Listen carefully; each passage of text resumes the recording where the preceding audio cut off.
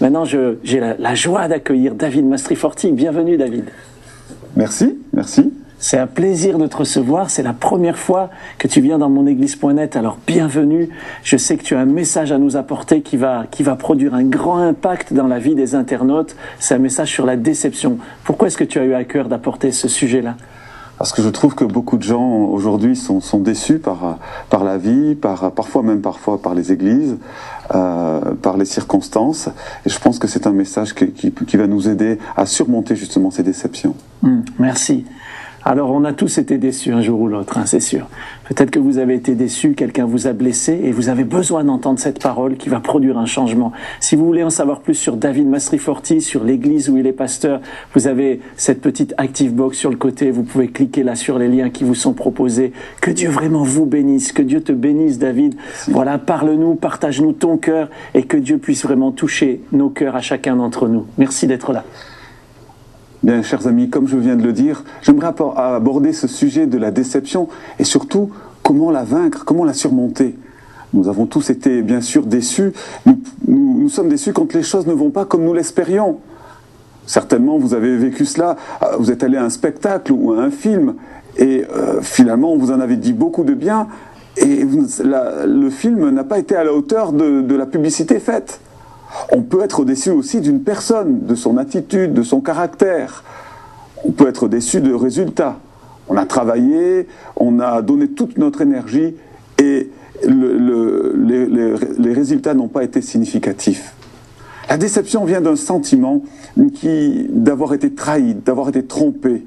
Et plus notre attente est grande, plus notre déception l'est aussi. Elle produit en nous un état d'esprit négatif.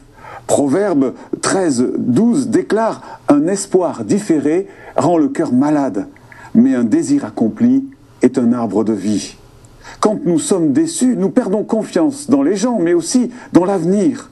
Il s'installe en nous une méfiance, non seulement envers les gens qui nous ont blessés ou déçus, mais aussi envers les autres.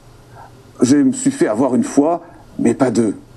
Nous perdons aussi espoir dans l'avenir. Parfois même nous en voulons à Dieu, mais où était-il dans notre galère ? Pourquoi a-t-il permis ces événements ?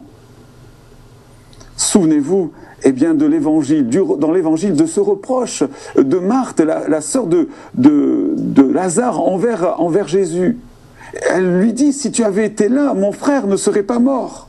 Elle avait espéré que son frère guérirait. Elle s'était dit, Jésus viendra, il priera pour lui et il sera guéri. Ses attentes n'ont pas été répondues et elle est déçue. Chers amis, est-ce que vous connaissez ce genre de situation ? Est-ce que vous vivez ces sentiments intérieurs de déception ? Eh bien, aujourd'hui, j'aimerais vous donner quelques clés pour surmonter, pour vaincre ce sentiment de déception. Nous allons lire, ensemble, l'Épître aux Hébreux, chapitre 12, versets 1 à 2. Nous donc aussi, puisque nous sommes environnés d'une si grande nuée de témoins, rejetons tout fardeau et le péché qui nous enveloppe si facilement, et courons avec persévérance l'épreuve qui nous est proposée, les yeux fixés sur Jésus, qui est l'auteur de la foi et qui l'emmène à la perfection. La première clé pour vaincre la déception, c'est l'obéissance. Notre texte que nous venons de lire nous dit « Rejetez le souci et le péché qui nous environne si facilement ». Souvent, nous sommes tellement préoccupés de nos problèmes, de ce qui ne va pas dans nos vies, que nous oublions de nous mettre à l'écoute du Seigneur. Et alors, il faut le dire, nous sommes souvent déçus. Parce que nous ne faisons pas ce qu'il nous demande, les résultats sont médiocres. C'est l'erreur, les échecs, les déceptions. Même dans la prière, parfois, nous continuons à nous décharger sur le Seigneur sans prendre le temps de jouir de sa conseil, de sa présence. Nous disons, mais Seigneur, tu vois ma situation, et nous listons tous nos problèmes. Ou bien alors, nous disons, Seigneur, bénis mes projets, mes activités, mais sans chercher ses éclairages. Chers amis, écoutez le Seigneur, nous réglera la plupart de nos problèmes. Si nous savions toutes les choses merveilleuses que Dieu veut nous dire pour nos vies et nos familles. Le prophète Jérémie dira, invoque-moi et je te répondrai. Je t'annoncerai de grandes choses, des choses cachées que tu ne connaissais pas. Nous vivons dans un monde moderne, stressant, frénétique. On est pris par des activités qui nous prennent tout notre temps et nous sommes immergés dans le bruit. Apprenons à prendre des moments de calme. Coupons téléphone, télé, portable, musique. Faisons silence devant Dieu. Et dans cette tranquillité de la méditation, écoutons sa voix. J'aimerais vous dire quelque chose. Dieu peut vous parler par sa parole, la Bible. Et j'ai une révélation à vous faire ici à monéglise.net. Dieu, eh bien, nous pouvons lui parler, mais il nous parle aussi. C'est en tout cas ce que Samuel dit dans sa prière. Parle, Seigneur, ton serviteur écoute. Mais bien souvent, nous disons, écoute, Seigneur, ton serviteur parle. Alors bien sûr, ce silence n'est pas seulement physique, mais il est aussi intellectuel, culturel. Il faut faire silence à nos a priori, à nos préjugés, nos sentiments personnels pour pouvoir écouter Dieu. Savez-vous que nous pouvons lire la Bible et écouter notre propre voix ? Car nous le lisons au travers du filtre de notre tradition, de notre arrière-plan d'église. Réalisons que lorsque nous ouvrons la Bible, c'est Dieu qui nous parle. Et sommes-nous prêts à nous laisser remettre en cause et mettre en pratique cette parole de Dieu ? Beaucoup de gens vont aujourd'hui de séminaire en séminaire et ils attendent à ce que Dieu leur parle, ils cherchent des conseils, des paroles prophétiques de pseudo-pasteurs qui ne font finalement que profiter d'eux. Ces personnes voudraient avoir des solutions miracles à leurs problèmes, alors qu'il suffit simplement, souvent, d'obéir à la parole de Dieu. Oui, nous avons été déçus car nous n'avons pas fait ce que Dieu nous avait dit. Ça me rappelle cet épisode de l'Évangile où Pierre avait travaillé, avait péché toute la nuit. Il est déçu de ses résultats et il en veut peut-être même à ses coéquipiers. Ce sont des incapables, des mollassons. C'est peut-être cette barque qui est trop vieille, trop lourde. Les filets sont peut-être, les mailles sont trop écartées, trop larges, mal réparées. Avez-vous remarqué que lorsque ça va pas, lorsque ça ne se passe pas comme nous le voulons, eh bien, nous sommes là tellement négatifs. Eh bien, Jésus va venir vers Pierre. Il va lui adresser cette parole. Avance en pléno. Pierre, va plus loin. Arrête de racler le fond. Arrête d'aller toujours où tu as l'habitude de pêcher. Et jette ton filet. Pierre va décider d'obéir à la parole de Jésus. Sur ta parole, dira-t-il, Seigneur, je jetterai le filet. Et les résultats, eh bien, dépassent ses espérances. La barque croule sur une pêche miraculeuse, abondante. Ça peut être le cas pour vous aussi, chers amis. Comme je l'ai dit tout à l'heure, obéir à la voix de Dieu, à ce qu'il nous dit, eh bien, règle bien de nos problèmes et nous permet de surmonter la déception. Une deuxième clé pour vaincre la déception, c'est la persévérance. La suite de notre texte dit « Courez avec persévérance la carrière qui s'offre à vous ». Courir, bien sûr, demande des efforts, du courage. Un de mes voisins a participé à plusieurs marathons. Et je me souviens de l'avoir vu s'entraîner tous les jours, courir et avec une discipline quotidienne, surveiller son alimentation. Courir, eh bien, nous parle aussi de chute. Proverbe 24:16 nous dit « Même si le juste tombe 7 fois, il se relèvera, alors que le méchant s'effondre dans le malheur. » S'élancer dans la course, dans la vie, comporte et peut comporter des risques, le risque de tomber. Mais, vous allez dire, c'est sûr qu'on ne risque pas grand-chose quand on est assis dans son fauteuil ou dans sa chaise. Quoique, quelqu'un disait, celui qui ne risque rien est esclave de ses certitudes. En tout cas, dans le chapitre 11 qui précède, eh bien, notre lecture, l'auteur de l'épître rappelle le passé. Tous ces hommes de foi qui nous ont précédés, qui ont marché avec Dieu. Le passé, l'héritage spirituel de ces croyants de l'époque était glorieux, mais qu'en était-il du présent ? Faut le dire, pas terrible. Ils vivaient des persécutions, ils étaient dans le découragement et étaient près de lâcher prise. Eh bien, ils sont exhortés à prendre le relais, à courir avec persévérance, sans être nostalgiques. Les bénédictions, les exploits passés, eh bien, ne sont cités ici, dans ce texte, que pour mieux combattre aujourd'hui. Chers amis, le passé peut nous aider ou nous arrêter. Ne laissez pas le passé détruire votre avenir. Courez dans cette carrière qui vous est proposée. Ne lâchez jamais prise. Gardez courage, gardez espoir. car Dieu ne veut pas faire de vous un loser, un perdant, mais un vainqueur. Ce Dieu qui a été fidèle, eh bien dans le passé, le sera aujourd'hui et le sera demain. Ça me rappelle cette petite histoire de ce général découragé.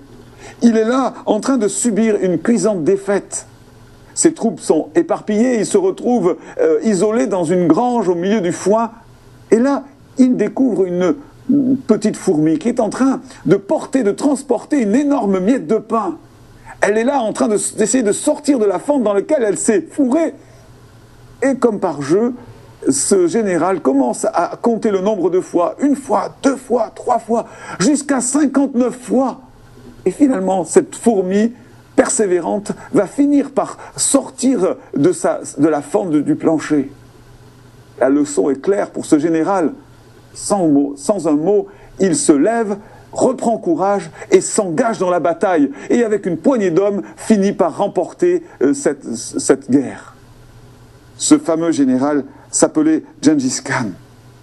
Chers amis, quel que soit ton problème, ton fardeau, ton échec, Dieu veut te faire triompher de ces déceptions et faire de toi un vainqueur.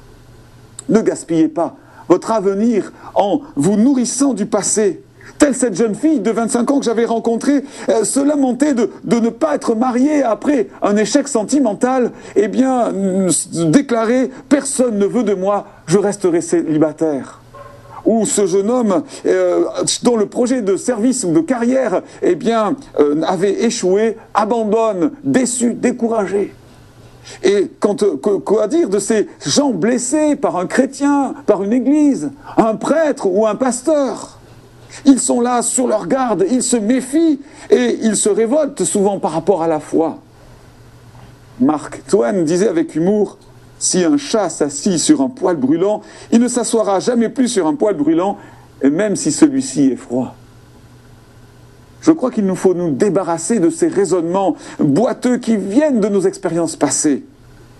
Dès que vous courez, vous prenez le risque eh bien, de tomber et bien sûr de vous faire mal. Dans une certaine mesure, on peut essayer d'éviter la souffrance. Mais alors on passe à côté de tout ce qui pourrait nous aider à grandir, à vivre, à vibrer, et à aimer. On ne peut pas grandir sans souffrance. Jean Chrysostome, un père de l'Église, dit avec sagesse: nous ne devons pas craindre de tomber, mais de rester à terre. Et Jésus dira autrement: eh bien, quiconque a mis la main à la charrue et regarde en arrière est impropre, inutile pour le royaume de Dieu. Plus nous regarderons en arrière, moins nous serons capables de regarder en avant. La dernière clé pour vaincre la dépression, c'est la confiance. Le verset termine par cette expression « avoir les yeux fixés sur Jésus qui est l'auteur de la foi ». Si nous sommes déçus, c'est que bien souvent nous nous sommes laissés plomber par ce qui n'était pas essentiel. Nous avons regardé au cadre, au décor. Nous avons oublié l'objectif principal de la vie chrétienne. Une relation intime et confiante avec le Seigneur. Et quand nous rompons cette relation, quand nous détournons les yeux de Jésus, alors la vie chrétienne devient la vie la plus abominable qui soit. Il ne reste plus que la forme, que l'apparence. Et ça nous tue et nous détruit. Les pharisiens, les religieux de l'époque étaient comme ça, une belle apparence blanchie, mais au-dedans, ils avaient oublié l'essentiel. Jésus leur dira: malheur à vous, car vous filtrez le moucheron et vous avalez le chameau. Vous donnez la dîme de l'ânesse, du cumin, mais vous oubliez le droit, la miséricorde, la justice. Ils étaient scrupuleux, exigeants, mais sans compassion. Ils faisaient peser un joug sur les autres, mais ils ne levaient pas le petit doigt pour les soulager. Il leur manquait cette compréhension de la grâce de Dieu. Elle ne se trouve qu'en Jésus, les yeux fixés sur Jésus. L'évangile de Jean, chapitre 1er, verset 16, nous dit « Nous avons tous reçu de sa plénitude et grâce pour grâce, car la loi a été donnée par Moïse, la grâce et la vérité sont venues par Jésus-Christ. » Oui, la vie chrétienne, ce n'est pas simplement louer, prier, lire la Bible, aller à l'église. La vie chrétienne, c'est d'abord vivre avec Christ, avoir une relation avec lui, avoir les yeux fixés sur lui. Et parce que nous avons cette relation, alors nous allons faire ces choses. Chers amis, toutes ces choses sont bonnes. Et nous vous encourageons ici à monéglise.net de rejoindre une communauté, de lire et méditer la Bible. Mais si vous le faites avec vos propres forces, si vous le faites par devoir, par tradition, alors vous allez vite vous épuiser. Chers amis, il y a devant vous un flot de travail, des défis, des besoins. Dans ces circonstances, il est bon de se rappeler que vous n'êtes pas simplement sauvés par la grâce de Dieu, mais que vous marchez et vous vivez dans sa grâce. Paul disait, « Par la grâce de Dieu, je suis ce que je suis, et sa grâce envers moi n'a pas été vaine. Loin de là, j'ai travaillé plus qu'aux tous, non pas moi toutefois, mais la grâce qui est en moi. » Alors arrêtons les performances, même spirituelles, arrêtons de nous mettre la pression et simplement vivons dans la grâce de Dieu, les yeux fixés sur Jésus. Nous venons donc au terme de notre message pour vaincre ce terrible fléau, ce terrible géant de la déception, en obéissant simplement à la voix du Seigneur, en persévérant dans la course de la vie et en faisant confiance dans la grâce de notre Seigneur Jésus. J'aimerais que vous puissiez regarder sur votre écran l'image de cet homme. Savez-vous qui est-il? Il s'agit de John Stephen Akhwari. C'était un coureur tanzanien et il a pris la dernière place au marathon des Jeux Olympiques de 68 à Mexico. Pourtant, on s'en souvient encore aujourd'hui. Il est entré dans la légende. Cet été-là, le vainqueur du marathon olympique avait été proclamé depuis plus d'1 heure. Tous les autres coureurs étaient arrivés et avaient franchi la ligne. Et quand, comme sorti des ténèbres, John Stephen Akhwari est entré sur la piste, il boitait douloureusement, sa jambe était sanguinolente, et il souffrait le martyre. Quand il rentre dans cette piste du stade ovale de Mexico, eh bien, il ne reste là qu'une poignée de spectateurs. Mais le coureur solitaire, il continue.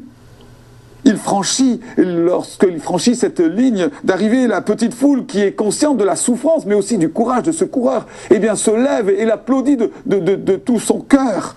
Et puis, il s'effondre là sur une civière. Le médecin diagnostique alors une fracture ouverte de la jambe. Plus tard, un journaliste lui posera cette question. Mais pourquoi n'avait-il pas abandonné alors qu'il n'avait plus aucune chance de gagner? Il finit par répondre, « Mon pays ne m'a pas envoyé à Mexico pour commencer la course, mais pour la finir. » Comme John Akhwari, vous avez peut-être été blessé. Vous avez été déçu par les hommes, par les circonstances, par même vous-même. Mais souvenez-vous, il n'a pas abandonné la course. Et j'aimerais vous poser cette question, vous qui êtes là derrière votre écran, vous couriez bien, qui vous a arrêté? Est-ce que les circonstances? Est-ce des hommes? Est-ce une église? Peu importe. Moi, je crois que vous pouvez reprendre la course. Si vous voulez faire aujourd'hui, prendre cet engagement de reprendre cette course, vous pouvez cliquer sur le côté de votre écran et dire que par cela, je décide de me relever, de reprendre courage, de faire confiance à Jésus et de persévérer dans cette course. Et la grâce du Seigneur sera avec vous. Gardez l'espoir. Ne vous laissez pas décourager. J'aimerais simplement prier avec vous et demander que le Seigneur vous aide dans cette décision. Recueillons-nous. Seigneur, tu connais le parcours de chacun. Tu sais ce que nous avons vécu. Tu sais ce que ces internautes ont vécu. Les déceptions, les échecs, les douleurs, les blessures. Je te demande, Seigneur, de les aider à surmonter ces échecs, à surmonter leur passé et à reprendre la course. Là où ils s'étaient arrêtés, là où ils avaient lâché prise, qu'ils puissent, comme tout à nouveau, reprendre courage, à l'instar de ce coureur tanzanien, mais surtout à ton instar, Seigneur, parce que tu es allé jusqu'au bout, tu es allé jusqu'à la mort de la croix pour nous, tu as payé le prix pour qu'aujourd'hui nous puissions continuer cette course, reprendre le relais et aller jusqu'au bout. Merci Seigneur d'aider ces internautes dans leur démarche. Dans le nom de Jésus, je prie. Amen. Merci.